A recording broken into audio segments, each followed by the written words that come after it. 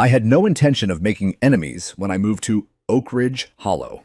The whole point of buying the lot at the end of Old Pine Rock Lane was to retreat to leave behind the grinding politics of my past life and finally do what I hadn't had time for, sit on a porch and listen to nothing but the wind moving through the trees.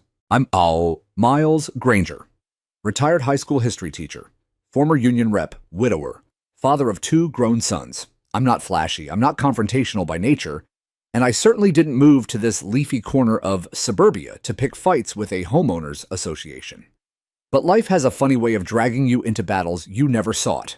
It started, as most things do, innocently enough. The property I purchased sat on the edge of the development, a 2-acre parcel that had originally belonged to the old Barclay estate, before it was subdivided back in the early 2000s. My land was one of the few remaining lots with original zoning, meaning no HOA jurisdiction. That was part of the appeal. My lawyer made sure of it during the closing. I remember sitting across the table from the seller, a wiry man with nicotine-stained fingers, as he slid me the plat map and said, "You'll like that back corner real quiet. No one can touch it." He wasn't wrong. For the first 6 months, it felt like I'd won some small slice of Eden. Deer wandered through the sycamores at dawn. Hummingbirds fought over the feeder I hung outside the kitchen window. I planted tomatoes. I painted the old barn red again. I even started writing a memoir, just for myself, stories of the students I taught, the fights I lost, and the victories no one ever saw. But Eden never lasts. My peace began to fray when I met her.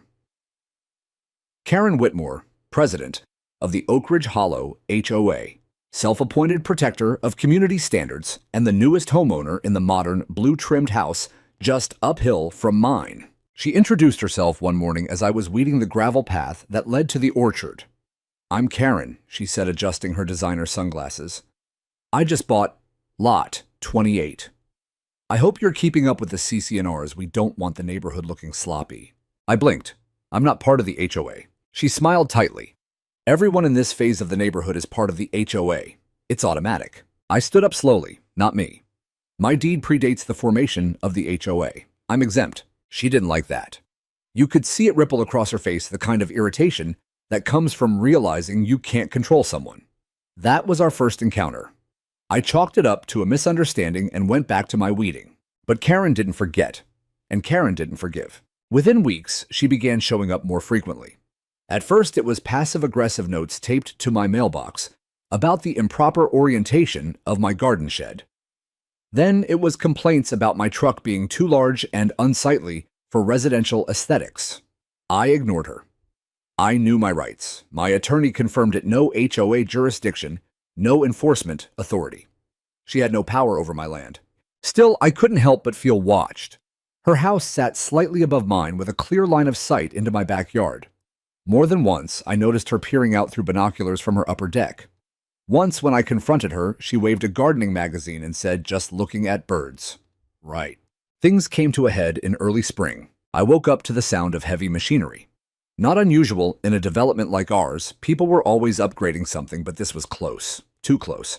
I threw on a flannel shirt, stepped out with my coffee, and froze. A construction crew was setting up wooden posts and a concrete base along the tree line at the northern edge of my lot. My lot. The land sloped gently down into a grove of oaks and dogwoods that marked the border with Karen's property, but the line was clearly established. It was in my survey. The corner stake was still visible, painted orange, and hammered deep into the soil. There was no mistaking it. "What the hell are you doing?" I called out, walking fast toward the site. One of the men looked up. Hard hat askew. "Building a deck, sir. We got a work order from Mrs. Whitmore." I stared. "On my land." He scratched his neck. She said this was part of her property. It took every ounce of my patience not to explode. "Stop work, right now." They hesitated, muttering. I stormed back inside, grabbed my file drawer, and returned with the original plat map and boundary documents, the surveyor's stamp, the county parcel number, everything. But Karen wasn't fazed. She marched down her own slope in heels, phone in hand, and barely glanced at the documents I waved at her. "This has always been considered common use buffer space," she declared. "The HOA has plans for a shared viewing deck." I pointed at the map. No, this is my land. You've crossed the line by about 8 feet. She pulled out a crumpled paper and shoved it toward me. We have variance approval, right here. I looked. It was a copy of an old request form, unsigned, undated, with a line that said pending review, scrawled across the bottom. I laughed. I couldn't help it. Karen, this is nothing. This wouldn't stand up for 5 seconds in court. Her face darkened. You'll regret being difficult, she snapped. I knew then that she wasn't just misinformed, she was deliberate, entitled. The kind of person who'd rather push until someone pushed back. And I would. Not with screaming, not with threats, with records, with patience, and when the time came with the law. The thing about people like Karen is that they mistake silence for surrender. I hadn't retaliated when she posted passive-aggressive letters on my gate. I hadn't challenged her binocular spying or the time she loudly told the delivery guy my place was technically non-compliant. But that didn't mean I wasn't watching. And remembering. After our confrontation near the Grove, I expected her to back off, maybe halt construction, wait for the dust to settle. But that's not how Karen operated. She doubled down. The next morning, I saw 3 workers roll in before sunrise. By the time I stepped outside with my coffee, the concrete posts had hardened and the framework was already laid. The deck was taking shape plank by plank right across the invisible but legally binding line that separated her world from mine. I didn't say a word that day. Instead, I stood still beneath the shade of my tallest oak tree, watching every nail go and every joist brace, every board they hammered down. I took photos, timestamped them, documented the equipment. When the foreman caught me with my phone, he looked uneasy. We're just doing what she hired us for, he muttered. We assumed this was all legit. She doesn't own that slope, I said. She knows it. And now so do you. He looked up the hill toward Karen's house, then back at me. Talk to her, he offered, as if this could all be settled by another friendly neighborhood chat. But I was done talking. Later that evening, I sat at my kitchen table, the plat map spread before me, under a warm pool of light. My fingers traced the boundary lines, the parcel number, the county stamp. My lot officially, Lot 1A, ran 186 feet east to west and 293 feet north to south. The deck posts were a good 10 feet within my territory. I checked the measurements again, just to be sure. No errors. Then I pulled out my old laptop and began writing. I drafted an official letter of notice to Karen, complete with attachments, a photo of the surveyor's stakes, 3 dated images of the deck construction, copies of my title, insurance, and original deed. I kept the language formal, clipped, and clear. Dear Mrs. Whitmore, this letter is to notify you that your ongoing construction of a deck has encroached onto my private property by approximately 10 feet. Enclosed are legal documents and photographic evidence substantiating the boundary lines. I am requesting immediate cessation of all construction and removal of existing structures within 5 business days. Failure to comply will result in formal legal action. I walked the letter over that night, slid it carefully into her mailbox. No threats, no drama, just facts. Ironclad, simple facts. The next morning she answered. Not with a letter, not with an apology, but with music. Loud, obnoxious music blasting from speakers mounted onto her unfinished deck. I recognized the song Don't Stop Believin'. It echoed across my orchard like a taunt. Beneath it, the familiar thumping of construction resumed. I stared at the workers from my side of the property. They kept their heads down. They knew. Hell, she knew. But she was testing me. That weekend, she threw a preview party. Invitations went out across the Oak Ridge Hollow Facebook group. Come see the neighborhood's best new view deck, drinks and hors d'oeuvres at Karen's. Dozens showed up. They stood on my land, sipping rosé and laughing under the string lights she'd already installed. I heard someone ask her, "Is this all yours?" She replied breezily, "HOA permits pending, but yes, I had it fast-tracked." I gritted my teeth so hard I thought they might splinter. I walked the perimeter, snapped more photos. I recorded a video clip as one of her guests flicked a cigarette off the deck, and it landed just feet from my dry brush pile. Fire hazard, trespassing, reckless behavior. I called my attorney Monday morning.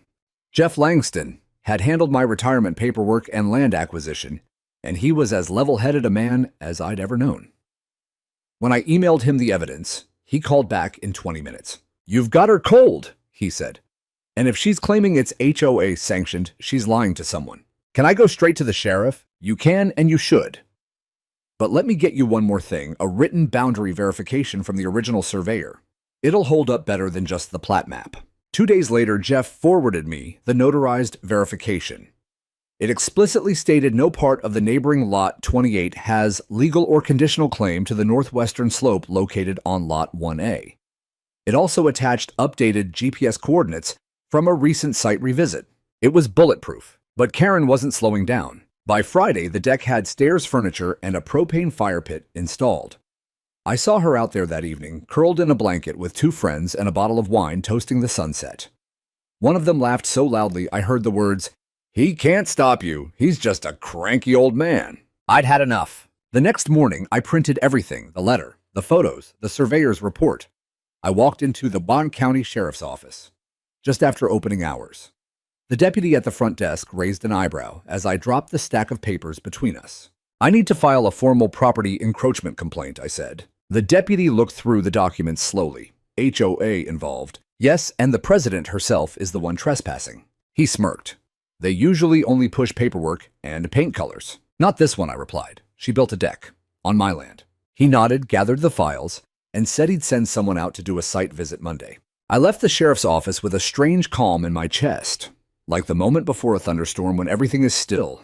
But you know, it's coming. Karen thought I was powerless. She was about to find out how wrong she was. Monday morning came dressed in overcast skies and a humidity that clung to your lungs like wet wool.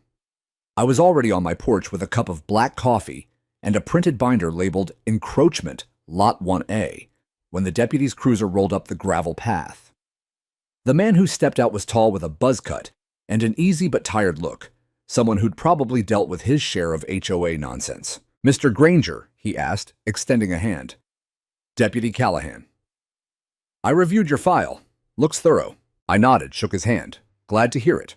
Want to walk the boundary?" "I do. But first I need to talk to the other party."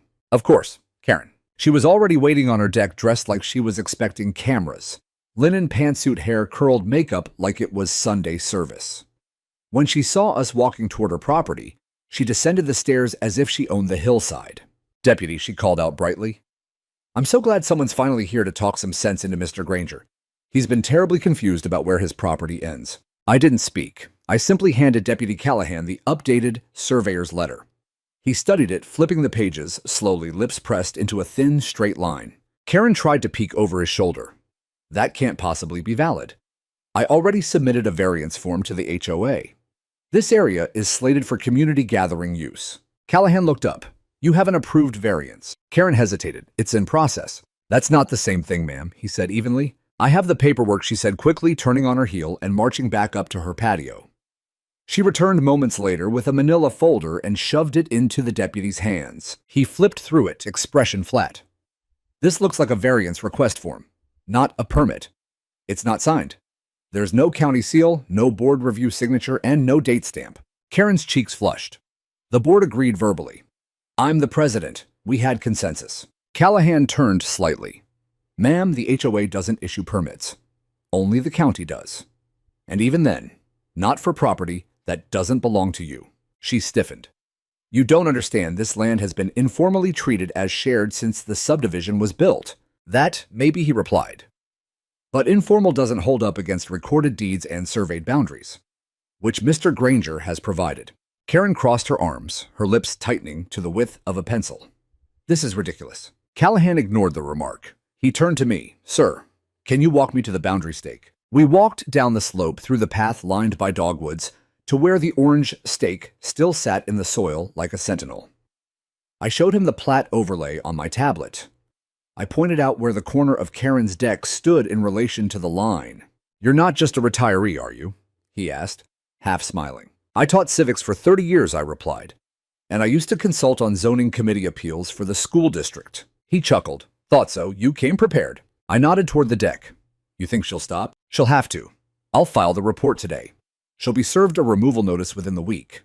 If she doesn't comply, the county gets involved." "What about her hosting events?" "If the land's not hers, that's trespassing. And if anyone's hurt, she's liable." Back on her deck, Karen was pacing now, phone pressed to her ear, talking in short-clipped bursts. I caught snippets. He's lying. Forged map. This is harassment. She turned to us as we approached again. Deputy, I need you to understand, this is a targeted vendetta.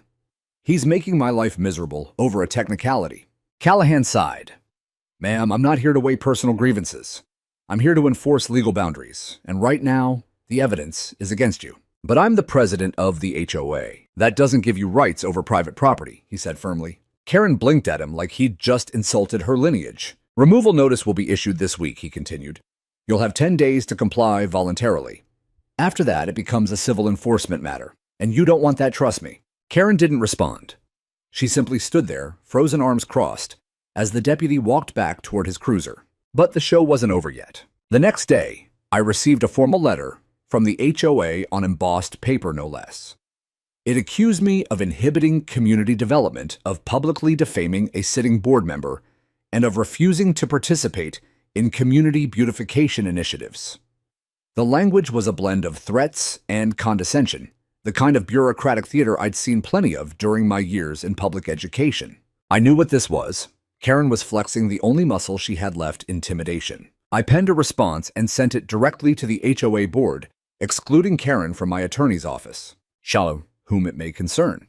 It has come to our attention that the current HOA president, Mrs. Whitmore, has knowingly constructed a private structure on private property that is not her own and has misrepresented the nature of said property to third parties. Legal boundaries have been verified. All further communication regarding this matter will go through the legal counsel. Sincerely, Jeffrey Langston, attorney at law. That was the final crack in the dam. By Friday, I saw two of the HOA board members walking the slope themselves, holding a printout of the same plat map I'd submitted. One of them, an older gentleman named Bill, knocked on my door afterward. I'm sorry, Miles, he said, shaking his head.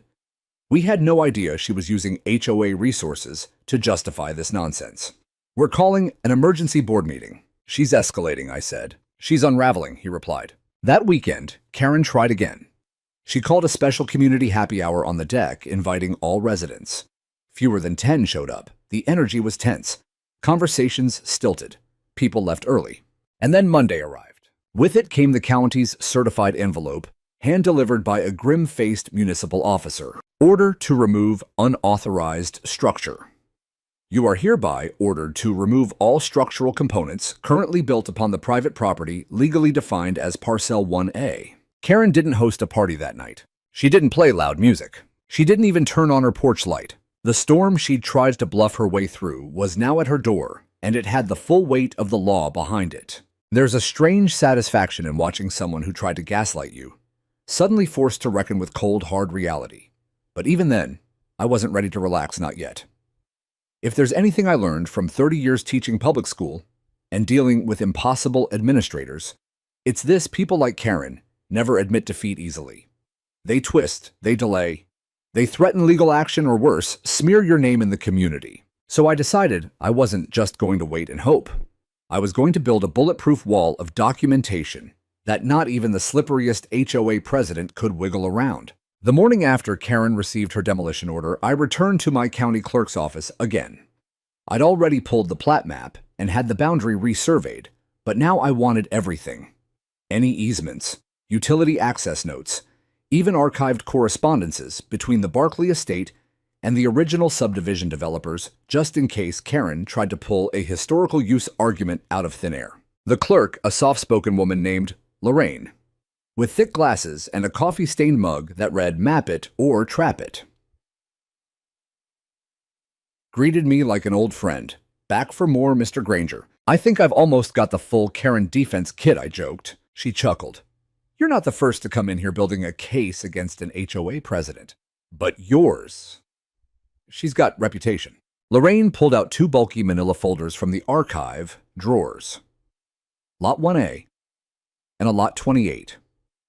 And laid them out for me in one of the side reading booths. I combed through every page. One document in particular caught my attention, a signed declaration from the Oak Ridge Hollow Development Company, filed in 2003, which included the original exclusions from HOA jurisdiction. Lot 1A was one of only 3 properties on the eastern edge, with a grandfathered exemption, a decision made to preserve access to the natural watershed and respect the Barkley family's historic ownership. I highlighted it, made a copy, and added it to my binder. Then I found something even more interesting in Lot 28's file, a copy of Karen's original purchase documents. In bold underlined text, it read, "Buyer acknowledges and accepts that no legal claim, easement, or right of use exists beyond Lot 28's north-facing boundary. Any modification or development beyond this boundary shall be considered encroachment and subject to civil penalties." Well, well, well. She had signed this. She had initialed this clause. I took that copy too. It felt like discovering buried treasure, indisputable initialed proof that Karen knew exactly where her land ended and built over mine anyway. By the time I returned home, I had a binder so thick it barely fit in my file drawer. I didn't plan to flaunt it. I wasn't looking for revenge. I just wanted to make sure that when the next wave hit, and I had no doubt it would, I'd be ready to absorb it. That same afternoon, I spotted Karen at the edge of her deck, standing completely still. Her arms were crossed, her lips tight, and her eyes locked on something near the boundary line. It was the demolition notice. I had laminated it and posted it on a stake squarely within my own property line, right where her stairs landed. The bold county seal glared up at her. From a distance, I could see the twitch in her jaw as she read it again. She made one last attempt. That evening, a knock came at my door. I opened it to find Karen standing there, with a clipboard in hand and a cameraman trailing behind her, some young guy in his 20s with a GoPro mounted to his chest. "We're documenting harassment," she said, smiling like a news anchor. "I'd like to formally serve you with a cease and desist order for targeting HOA leadership." I raised an eyebrow. "You're filing a cease and desist against me for what?" "Reporting an illegal deck. It's community interference," she snapped. "You've gone out of your way to shame me, harass me, and—" "You built a deck on my land, Karen," I said flatly. "And you knew it wasn't yours." The cameraman looked visibly uncomfortable. "I have the deed. I have your signed purchase documents. I even have your variance request that was denied by the board last night." Her face flushed, but she held her ground. "You'll be hearing from my attorney." "I'll wait," I said, and gently closed the door in her face. She tried to post the video online, edited, of course, to show her as the victim. But within hours, someone in the neighborhood posted the uncut version. You could hear every word I said, and more importantly, you could see the surveyor's stake in the shot. The comments turned against her fast. "Wait, she built on someone else's property and is now playing the victim." Classic Karen behavior.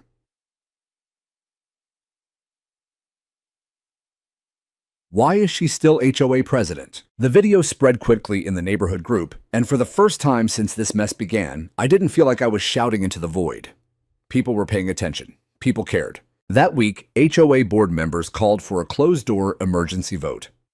Karen didn't lose her title yet, but she was suspended pending an internal review. The excuse they gave was procedural ambiguity.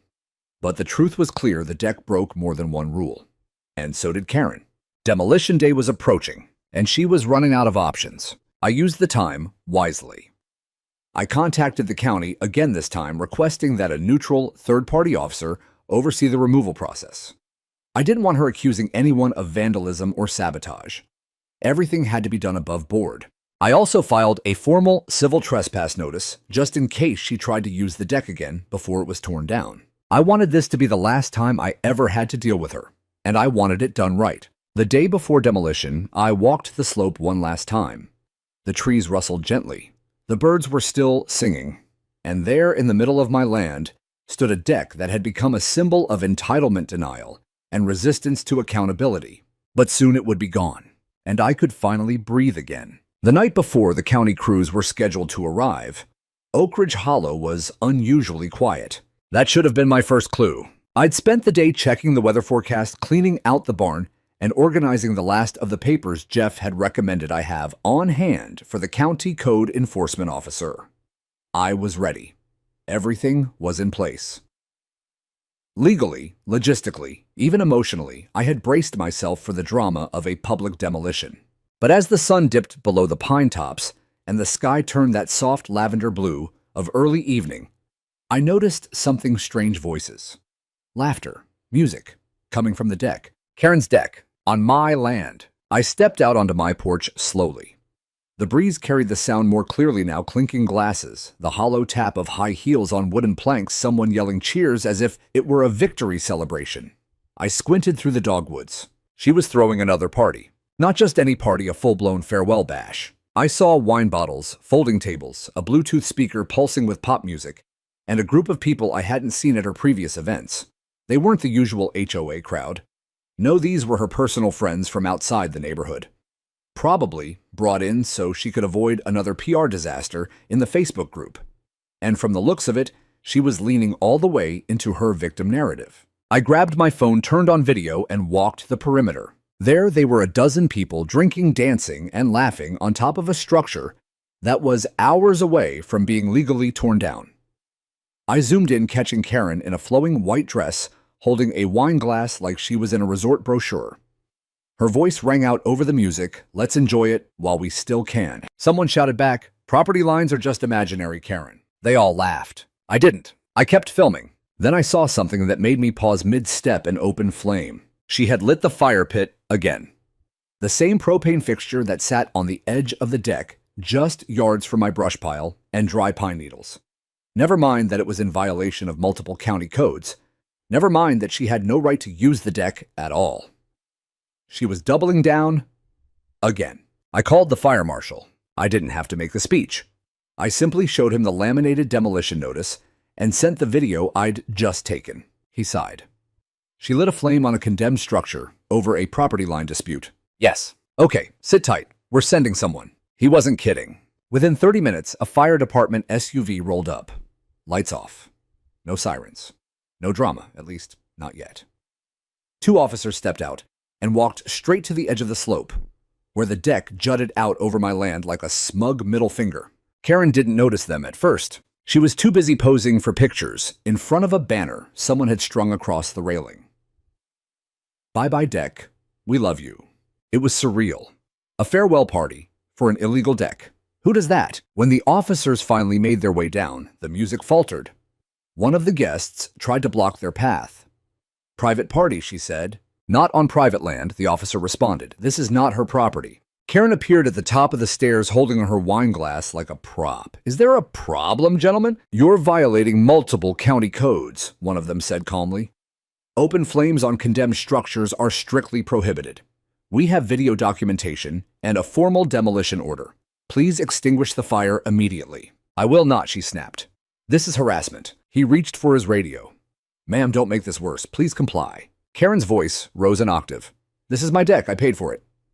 "This is an overreach." That's when the second officer pointed at me, still standing just beyond the survey stake. "Sir, can you confirm that this is your land?" "I can," I said, holding up the laminated surveyor's letter. "And I have no guests here tonight. Everyone standing on that platform is trespassing." The crowd started to murmur. Someone whispered, "Wait, this isn't her land." Another asked, "Isn't that the guy who posted the video last week?" Karen's smile faltered. The officers moved swiftly. The fire pit was extinguished. Guests were asked to leave. One woman cursed under her breath and kicked off her heels as she stormed back up the slope. Karen tried to stall, asking for just a few more minutes, but they weren't having it. She turned to me, then standing at the edge of the deck, eyes glassy and red-rimmed. "You've made this neighborhood unbearable, Miles." I didn't flinch. "All I did was ask you to respect the line. You chose not to." Her lip quivered, but she said nothing more. By the time the last car rolled away and the fire crew had cleared the scene, it was nearly midnight. The string lights had been unplugged. The banner sagged, flapping lazily in the breeze. The deck was quiet, and I finally slept. The next morning, the demolition crew arrived right on time. 3 trucks, 2 county officers, a trailer loaded with saws, crowbars, dumpsters, and heavy gloves. Karen wasn't outside. Not yet, but I was. I stood beneath the old oak tree watching as they began laying out caution tape and setting up their equipment. One of the men nodded toward me. "You the owner of the land?" "Yes, sir." He smiled. "We'll take good care. Shouldn't take more than a day." I nodded. "Thank you. Just make sure to leave the tree roots alone." "You got it." I turned and looked back toward the deck. It stood there, empty, gaudy, silent. A stage that had hosted arrogance, denial, entitlement, and one too many glasses of rosé. Tomorrow it would be gone. And maybe, just maybe, the neighborhood could start healing. The smell of sawdust and wet wood filled the morning air as the demolition team got to work. It was overcast again, appropriate somehow. The sky felt like a closed curtain, and everything below it moved in slow, deliberate rhythm. The deck groaned with each crowbar pull, each crack of timber as screws were yanked from joists and beams. I stood back, arms crossed, not with satisfaction exactly, but with that tight, steady feeling that comes when you've finally been heard. When truth is no longer something you have to argue for, but something that simply stands and speaks for itself. The sheriff's cruiser pulled in around 9:20 a.m. Deputy Callahan stepped out with the same quiet confidence he'd shown during our last encounter. Only now there was something different about the way he greeted me, something resolute. "Morning, Mr. Granger." "Deputy," I nodded. "Thanks for being here." "Standard protocol when there's been prior tension and legal notice," he said. "And from what I hear, it got a little dramatic the other night." I glanced toward the slope. You could say that. The demolition team was now halfway through the upper deck. The support posts were already gone. They were slicing the railing apart with electric saws, the sharp whine slicing through the otherwise peaceful morning like a warning bell. Then came the voice, sharp, defiant, and unmistakably hers. "Stop!" Karen stormed out of her house like she was charging into battle. She wore a sweatshirt, now messy bun, no makeup, still gripping a clipboard as if sheer paperwork could halt what was already in motion. "You can't do this," she snapped, racing toward the workers. "I haven't had my appeal hearing." Callahan stepped forward, hand gently lifted to keep her at bay. "Ma'am, the appeal window closed yesterday at 5 p.m.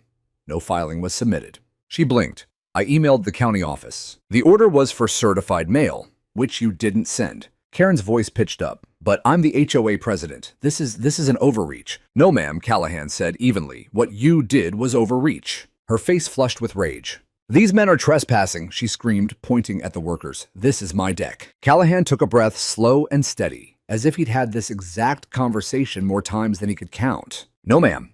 This is his land," he said, pointing to me. "And the structure was built without permit on land you don't own, without right of use, and in violation of multiple codes. What's happening today is not a choice, it's a legal obligation." Karen turned toward me like a snake about to strike. "You just want to humiliate me." "I wanted you to stop," I replied. "You didn't. So now the law is doing what I couldn't." She moved fast. Too fast. One of the demolition crew had just removed a loose board and set it aside when Karen lunged forward and snatched it, raising it like she was going to hurl it over the slope or worse. "Ma'am," Callahan barked. "Get off my deck," she screamed. "That's his deck, ma'am. Put the board down." But she didn't. And so with a calm born of training, Callahan stepped forward and gently took hold of her arm, guiding the board from her grasp. Karen didn't resist, at least not physically. She stood there trembling, her shoulders tight, her mouth quivering like she was holding back a scream. "I built this," she said hoarsely. "I paid for it. I designed every inch. And now you people are just destroying it because it wasn't yours to build," I said quietly. Her eyes locked on mine, and in that moment I saw something flicker behind the indignation, exhaustion. Fear, even. The moment she realized the battle was over, and that every denial, every party, every claim of authority had only dragged her deeper into a pit of her own making. Callahan radioed in to report the disturbance. Karen didn't wait to hear what he said. She turned around, walked stiffly up her lawn, and disappeared inside her house without a word. The rest of the demolition went smoothly. By noon, most of the platform had been removed. Piles of debris were loaded into a dumpster, the last of the joists cut away from the support beams embedded in my soil. The crew was meticulous, careful not to disturb my nearby tree roots or the native ferns I planted along the slope years ago. One of them, a young guy with tattooed forearms, gave me a thumbs up as he passed. "She really thought she'd get away with it, huh?" I nodded. "She did for a while. Not anymore." By 3 p.m., the deck was gone. The slope was bare, except for a few shallow post holes and some trampled grass. The crew even raked it over before they left, little courtesy touches that felt like a kindness. When the last truck pulled away, I stood there for a long time just looking at the empty space. It was strange. I thought I'd feel triumphant, vindicated. But what I really felt was relief. Not the euphoric kind, the quiet kind. The kind that settles in your bones after a long storm when the sky clears and the air smells like rain-soaked earth. Later that evening, I received a knock on the door. It wasn't Karen. It was Bill, the HOA board member who'd visited me during the early days of the dispute.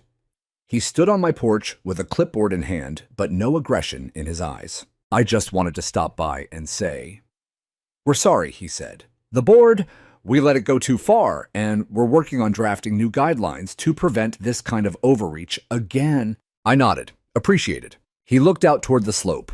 "Place looks better without it, honestly." I smiled. It always did. As he turned to leave, he paused. "I also thought you should know Karen submitted her resignation this morning.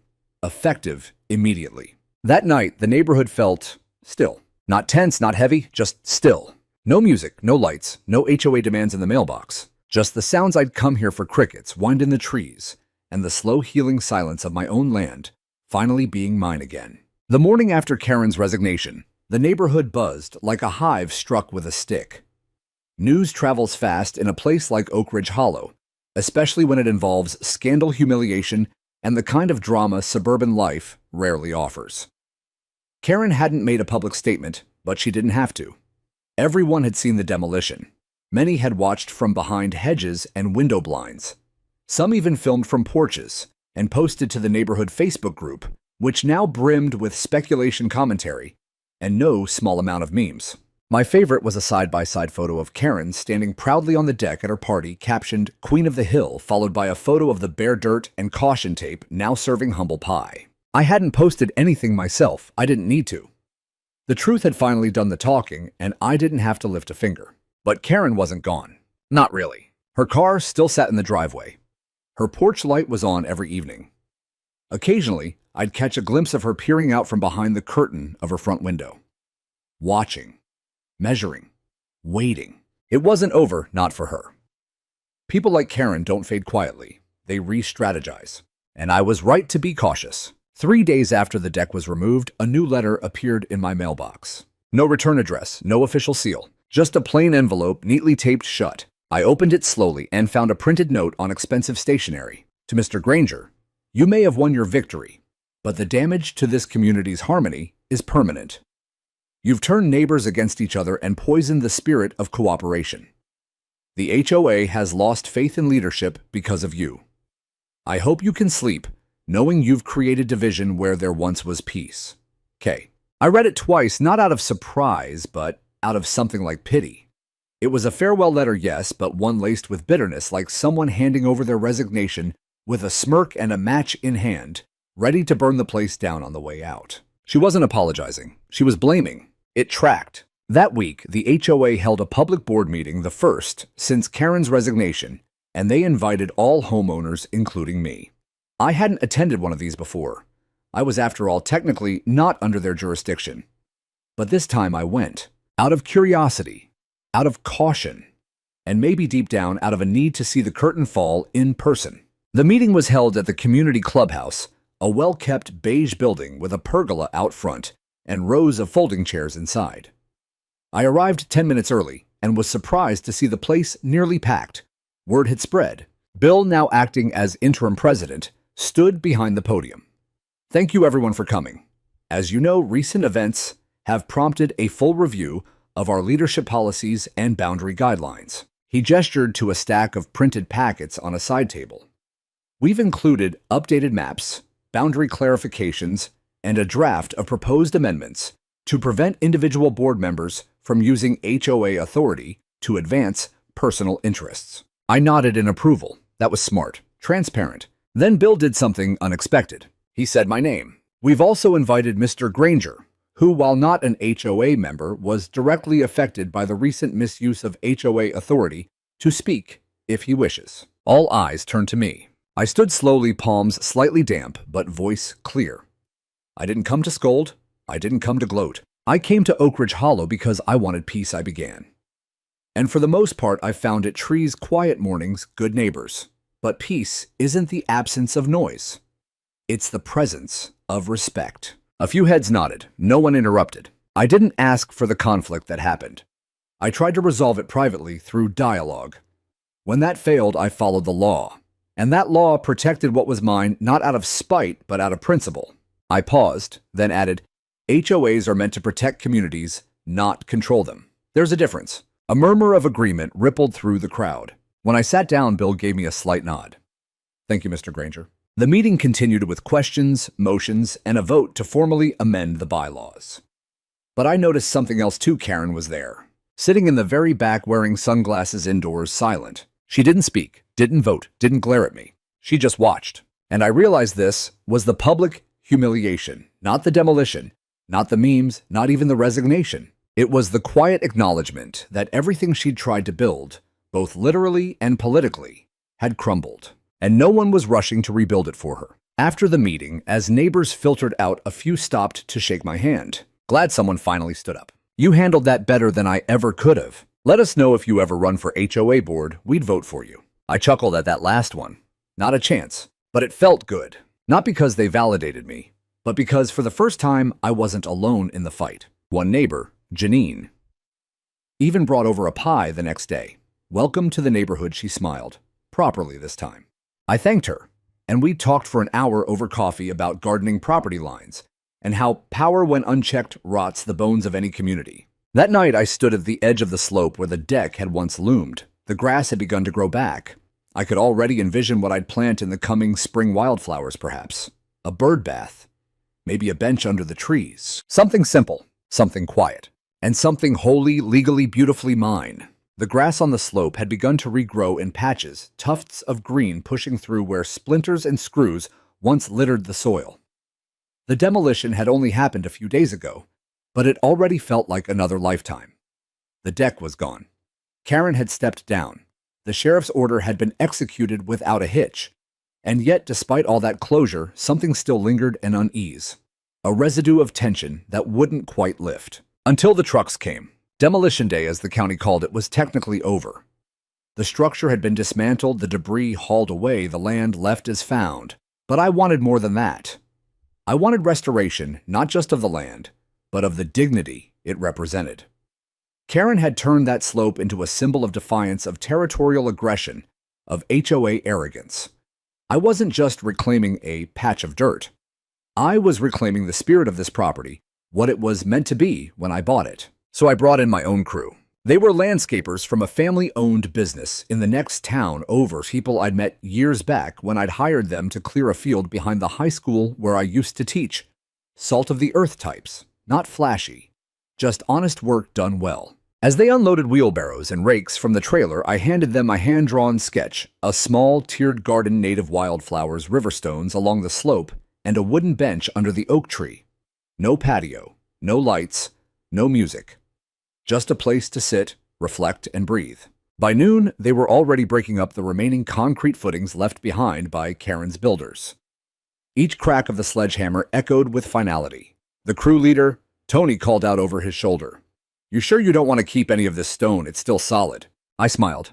"I'd rather plant something that grows." Tony nodded. "Good answer." As the work progressed, neighbors passed by. Some slowed their steps, curious. Others stopped and waved, offering nods of encouragement or quick thumbs-up gestures. One even brought lemonade, and a folding chair sat for a few minutes and simply said, "It's good to see something beautiful going up again." But not everyone was pleased. Karen hadn't spoken a word to me since her resignation. But that afternoon, as we were planting a row of golden tickseed along the slope, I saw her silhouette at her upstairs window. Her blinds parted just slightly and then quickly snapped shut. A few minutes later, her garage door opened, and she pulled out in her BMW, peeling off down the hill without so much as a glance in my direction. It was the first time in weeks I had seen her leave in the middle of the day. Part of me felt a pang sadness, maybe. Not for what she'd done, but for what it had cost her. Power built on false ground never lasts, and she'd staked her entire identity on controlling this neighborhood. Losing that control had unraveled her. But pity didn't change facts, and facts had brought justice. By sunset, the slope was transformed. The flowers were in. The bench had been stained and anchored. The stones created a soft, winding path through the edge of the trees. I walked it slowly, breathing in the scent of fresh earth and crushed pine. It was perfect. That evening, I invited two neighbors, Janine, who'd brought me pie, and Thomas, a soft-spoken man who worked nights and had quietly dropped off an apology note after Karen's resignation. We sat on the bench, mugs of coffee in hand, watching the last rays of sunlight filter through the oak leaves. "This is what that land was meant for," Janine said, brushing a strand of hair behind her ear.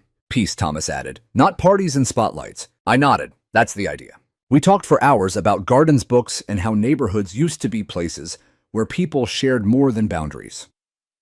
When they left, I sat alone for a long time watching the stars emerge one by one. The quiet was no longer sharp-edged like it had been during the fight. It was soft now, forgiving. And I realized something: I hadn't just rebuilt the slope. I'd rebuilt trust.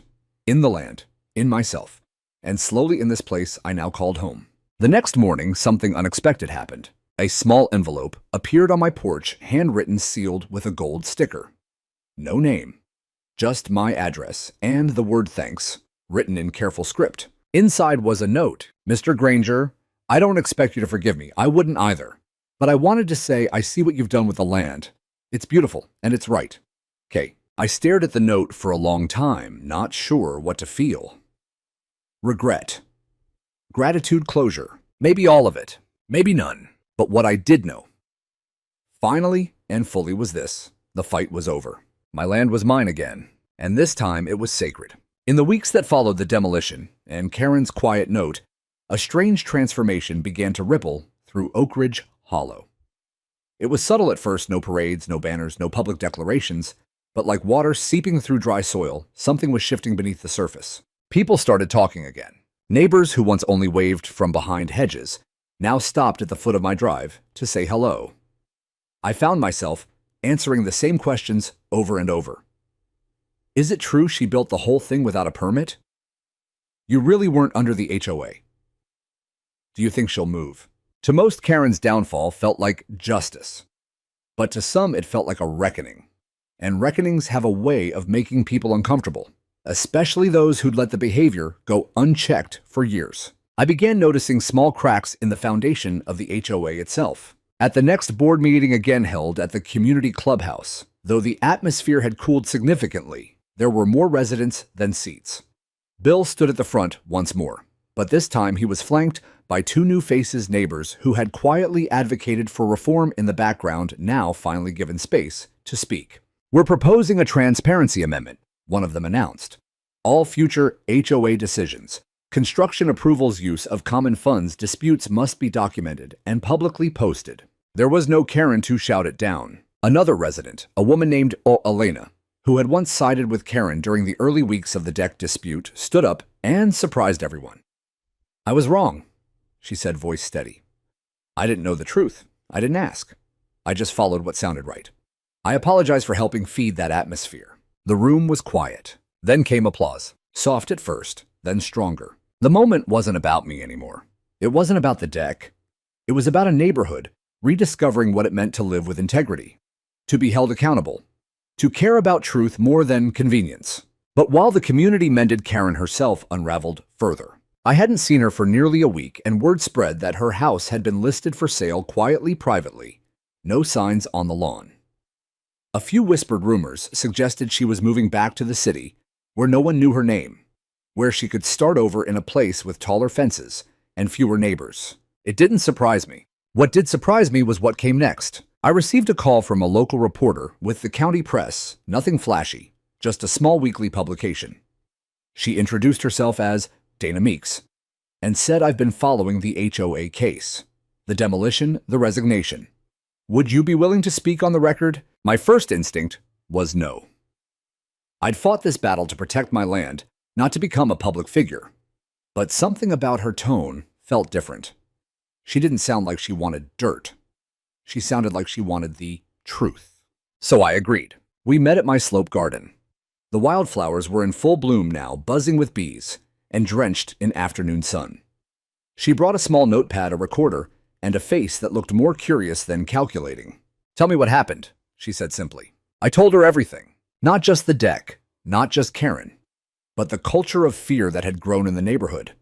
The assumptions, the misuse of power, the way silence had enabled a single person to overstep for years until one firm no finally held. She listened carefully. Then she asked something I didn't expect. What kept you going through it? I paused. It wasn't spite or ego. It was the land, I said finally.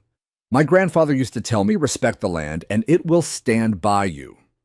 I didn't fight for a line on a map. I fought for the ground under my feet. She smiled. That's going in the story. The article ran the following week under the title, The line in the grass, one man's fight for boundaries and community. It was surprisingly nuanced, balanced. She included quotes from neighbors, even from a past board member who admitted they'd been afraid to speak up. Karen declined to comment, but her house sold within days. The moving truck came early on a Wednesday. I watched from my kitchen window as two men carried out designer furniture boxes labeled office and a very expensive-looking patio umbrella that to this day had never once shaded the right property. Karen emerged only briefly in dark sunglasses and a hoodie pulled low. She didn't look at me, but as the last of her things were loaded, she paused at the bottom of her porch, turned slightly toward the slope, and looked at the garden. The sunflowers were tall that day. The bench caught a slant of golden light.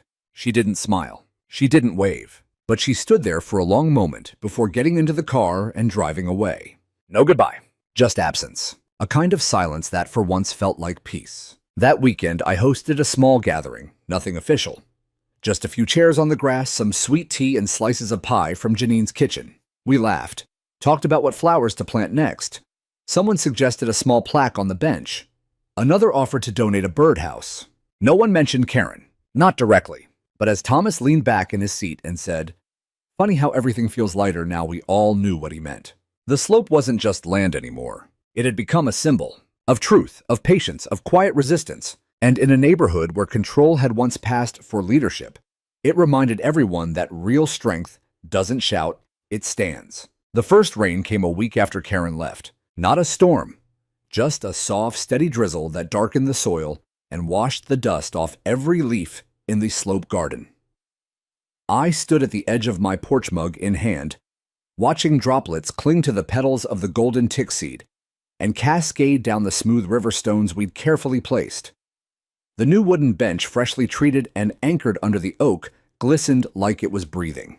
The earth had reclaimed what was hers, and so had I. With Karen gone, the HOA transformed. Bill was officially elected president this time through an open vote. 2 new board members were added, Janine among them, marking a clear shift in tone. They instituted term limits, financial transparency rules, and a clause requiring homeowner consultation for any land use decisions. But the biggest change wasn't on paper. It was in people's eyes. The tension was gone. Where once there were frowns behind blinds and muttered frustrations during morning walks, now there were conversations. People lingered at the mailbox. They helped one another with hedges and trash bins. A retired couple 2 doors down started a monthly potluck. Someone even set up a tiny lending library near the park entrance with a sign that read, "Leave a book, take a book, and respect the lines." They didn't need to say which lines. I received a thank you card from the board a few days later.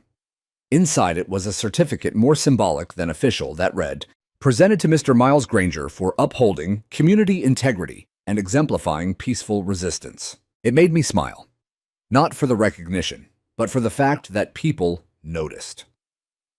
For too long, the only thing that had seemed to matter in Oak Ridge Hollow was control.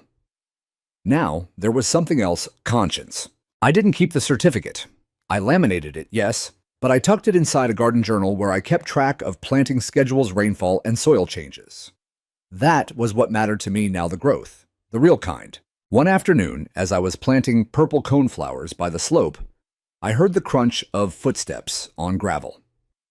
I turned to find a teenage boy standing there, tall, awkward posture, holding a canvas sketchbook. "Mr. Granger." I nodded. "That's me." He hesitated. "I live down the road. My name's Theo. I used to mow Karen's lawn." I straightened. "Ah, that must have been an experience." He cracked a smile. "Yeah, she didn't like me talking to people. Said it was distracting. Then after a pause, I saw what happened. The deck thing. I saw how you handled it." I tilted my head. "What do you mean?" "I mean, you didn't yell. You didn't spray stuff all over Facebook. You just stood your ground, and you fixed it. I thought that was cool." I smiled. "That's kind of you to say, Theo." He shifted his weight, then held out his sketchbook. "I drew something. I hope it's okay." I took it and flipped it open. There, across 2 pages, was a soft pencil rendering of my slope garden wildflowers in bloom, the bench shaded under the oak bees in mid-flight. It was detailed, beautiful, alive. "You've got real talent," I said honestly. He flushed. "I want to be a landscape architect one day. Maybe design places like this." I handed it back gently. "You already are." After he left, I sat on the bench and thought about everything this land had seen in 1 year: construction, invasion, conflict, humiliation, restoration. It had been claimed, defiled, defended, and finally respected. And it had changed me. Not just because I'd stood up for myself, but because I'd remembered what it meant to belong. Not to a neighborhood, not to a system, but to a piece of ground that had called to me the moment I first stepped on it. A land that asked nothing but care and gave in return more than I ever thought possible. I began writing again, the memoir I'd shelved months ago. Just in case I needed to focus on legal matters came alive under my pen. Only now the chapters weren't just about my teaching days. They were about the land, about boundaries, about quiet battles won, not with fists or fire, but with facts, patience, and roots. And when the final chapter came, I wrote this. And they built a deck on my land. They laughed when I objected. They danced on what wasn't theirs. But I planted roots deeper than concrete. And when the storm passed, I was still here. Because this isn't just my land. It's where I became whole again. I printed that line and nailed it small, neat, and weatherproof to the back of the bench under the oak. A quiet epilogue, a lasting truth. That winter, the first snowfall dusted the garden like powdered sugar. I watched it fall from my window, remembering Karen's fire pit, her banners, her tears. I didn't hate her. Not anymore. I pitied the parts of her that couldn't see beauty in something unless it was built for control.